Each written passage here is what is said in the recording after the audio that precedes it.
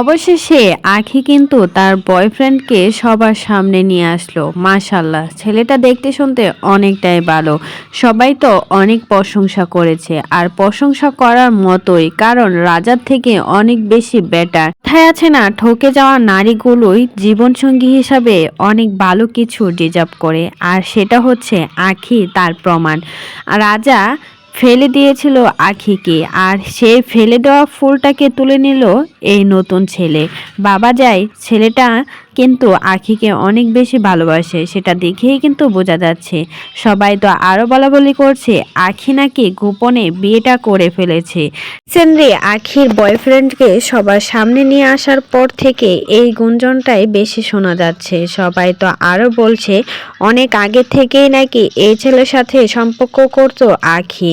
রাজা পরকীয়া যখন থেকে করেছিল, রাজার জীবন থেকে চলে এসে কিন্তু আখি একদম ডিপ্রেশনে চলে গিয়েছিল, আর এই ছেলে নাকি ডিপ্রেশন থেকে নিয়ে আসছে আখিকে। তাই তো এত ভালোবাসে, রাজার থেকে 3 গুণ সুখে রাখবে আখিকে। বোঝাই যাচ্ছে ছেলেটাকে দেখে আখিকে যে কতটা যত্নে আর কতটা ভালোবাসে।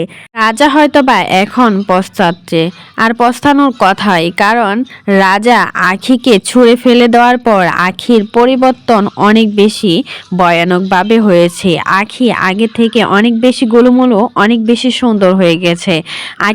আখি কিন্তু অনেক বেশি মোটা ছিল, আর আখি এখন শুকিয়ে কাঠ হয়ে গেছে। তারপরও আখিকে দেখতে শুনতে বেশ ভালোই লাগে।